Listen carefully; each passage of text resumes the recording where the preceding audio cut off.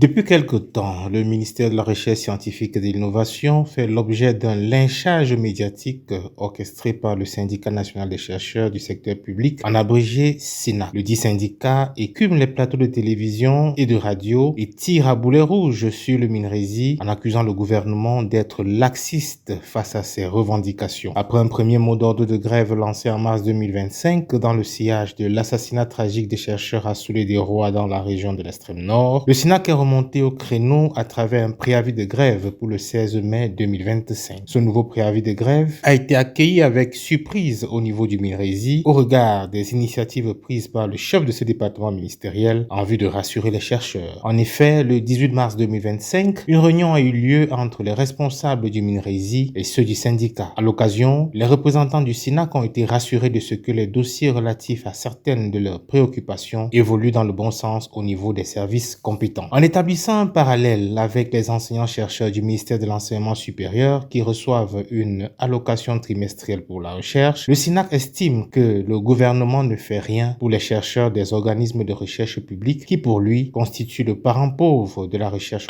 Mais ce que l'on décrit justement, c'est que nous sommes à l'image d'un père qui a deux enfants. Le premier donne les cahiers, les livres, le sac. Le deuxième ne donne rien du tout. Mais après, il demande mais qu'est-ce que toi tu fous là? Parce qu'au fond, nous menons les activités de recherche à titre principal et permanent. Donc ça veut dire que s'il y a un microfinancement de la recherche calqué sur le modèle d'allocation financière trimestrielle. D'après le SNAC, la profession de chercheur et la recherche serait minimisée. On essaie un peu de minimiser la recherche scientifique et déminimiser également la profession de chercheur. Le syndicat ajoute que le gouvernement est resté insensible aux revendications portées depuis 2021. On ne porte pas le développement exactement dans le segment qu'il faut, le segment de la recherche. Et donc, nous avons développé depuis 2021, comme je l'ai dit dans mes différentes interventions, un plaidoyer dans ce sens-là. Et nous sommes surpris que le gouvernement reste insensible. Et pourtant, depuis 2021, l'État a pris un ensemble de mesures fortes en vue d'améliorer les conditions de vie et de travail des chercheurs, des organismes de recherche publics. C'est ainsi que le chef de l'État, dans un contexte où plusieurs corps de métier revendiquent un statut particulier, a donné la priorité aux chercheurs du MINRESI à travers le décret numéro 2023-337 du 8 août 2023 portant statut spécial du personnel chercheur. Un an plus tard, en octobre 2024, le chef de l'État a signé un autre décret, le décret numéro 2024-476, fixant les montants et les modalités de paiement des primes allouées aux chercheurs. Il s'agit des primes de recherche et des primes de technicité qui sont payées mensuellement. Pour ce qui est des primes de recherche, elles sont de 140 000 francs pour les directeurs de recherche, 130 000 pour les maîtres de recherche, 110 000 francs pour les chargés de recherche et 90 000 francs pour les attachés de recherche. Pour ce qui est de la prime de technicité, elle est de 50 000 francs pour les directeurs de recherche, 40 000 francs pour les maîtres de recherche, 40 000 francs pour les chargés de recherche et 30 000 francs pour les attachés de recherche. Ces actes du chef de l'État traduisent l'intérêt qu'il accorde à la recherche qui occupe une place de choix dans la stratégie nationale de développement, contrairement aux allégations du SNAC. La sollicitude du chef de l'État laisse transparaître en toile de fond l'espoir placé dans la recherche comme facteur d'accélération de la croissance économique du Cameroun. Dans un article publié dans Le Monde diplomatique, le professeur pédologue et agronome français Alain Rieland relevait ex-professeur, et je cite, « La recherche n'est pas un luxe, elle constitue la première des conditions d'un développement maîtrisé localement. » Fin de citation. Et moi j'ajouterais, comme je l'ai toujours dit, la recherche scientifique est un facteur d'émergence. Pas de recherche, pas d'émergence. Ces avancées ont été obtenues à la suite d'un long plaidoyer mené par Madame le MINRESI. Donc, à la suite des multiples plaidoyers menés par Madame le ministre, au regard de la situation ou des conditions des chercheurs, au regard de ce que les chercheurs, ne se sentant pas bien dans leur peau, allaient chercher le bien-être ailleurs, notamment migrer vers l'enseignement supérieur ou vers des secteurs où les rémunérations et les conditions de travail sont les meilleures. Madame le ministre a obtenu, au terme de ce plaidoyer, l'inscription déjà de la recherche comme un des piliers ou un des leviers du développement. C'est comme ça que vous allez trouver au sein de, en lisant la stratégie nationale de développement SND 30, une inscription assez claire par rapport à la recherche, notamment la nécessité de doter la recherche d'un statut qui soit attrayant et qui puisse permettre d'intégrer un certain nombre d'aspects pouvant permettre à la recherche de contribuer efficacement au développement. Avant ce décret, les chercheurs ressentaient une sorte de frustration vis-à-vis des enseignants. Les chercheurs ne se sentaient pas bien, il fallait établir un équilibre avec l'enseignement supérieur. À cette inscription, le chef de l'État a signé un statut spécial pour le corps des chercheurs qui arrime la recherche à l'enseignement supérieur, notamment en ce qui concerne l'échelonnement indiciaire et également les différents grades. Comment est-ce que les indices sont définis dans ces différents grades. C'est une volonté manifeste du chef de l'État de valoriser. Résoudre de façon définitive la frustration inhérente à la disparité observée entre les chercheurs de l'enseignement supérieur et ceux du MINRESI. À travers le décret portant statut spécial du personnel chercheur et le décret fixant les montants et les modalités de paiement des primes allouées au personnel chercheur des instituts de recherche publique, le chef de l'État, son Excellence Paul Biya, a répondu à vos cris et à vos doléances. Il a résolu la question de la frustration inhérente au gap observé dans le traitement salarial avec d'autres corps de métier à qualification égale comme l'enseignement supérieur. En plus du statut spécial et de la revalorisation des primes, l'enveloppe budgétaire allouée à la recherche est passée du simple au double dans le projet de budget 2025. Permettez-moi d'ailleurs de vous annoncer, ici, aujourd'hui, avec beaucoup de joie, que le président de la République a donné des instructions fermes au Premier ministre chef du gouvernement pour que l'enveloppe budgétaire allouée à la recherche scientifique et innovation pour 2025 passe du simple au double.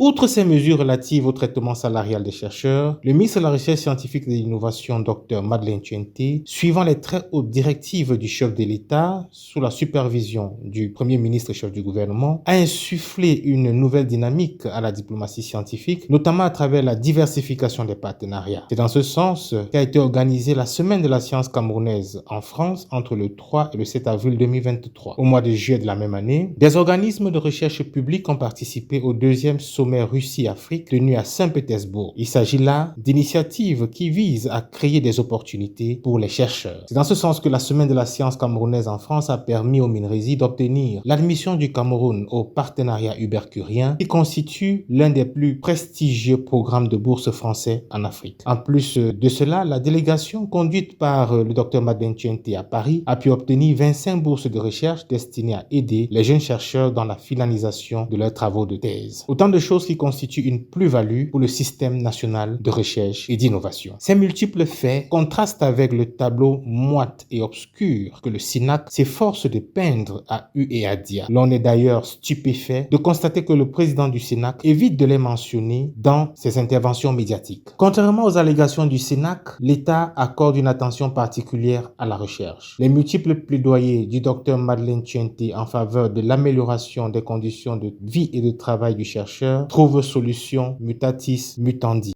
Préoccupation attendent d'être solutionnées, il y a lieu de penser, au regard des acquis actuels, qu'elles connaîtront un aboutissement heureux. Le temps des revendications est donc passé. Et comme disait l'homme politique français, Maurice Thorez, s'il est important de bien conduire un mouvement revendicatif, il faut aussi savoir le terminer. Le temps est terminé pour les revendications. Je vous attends maintenant sur le terrain. Je profite donc de cette occasion pour réitérer les attentes placées en vous fini la recherche de carrière qui consistait à publier pour changer de grade en vue d'assurer la réussite professionnelle. Les appels à la grève du SINAC sont donc anachroniques, tels que l'indique le directeur général de l'IRAD. Je suis entré à l'IRAD, arrivé à l'ex-IRAD en début janvier 1992, et j'avais trouvé déjà la préoccupation, la grosse doléance qui concernait l'aboutissement du statut de chercheur. Et de 1992 à 2023, vous comprenez que ça faisait déjà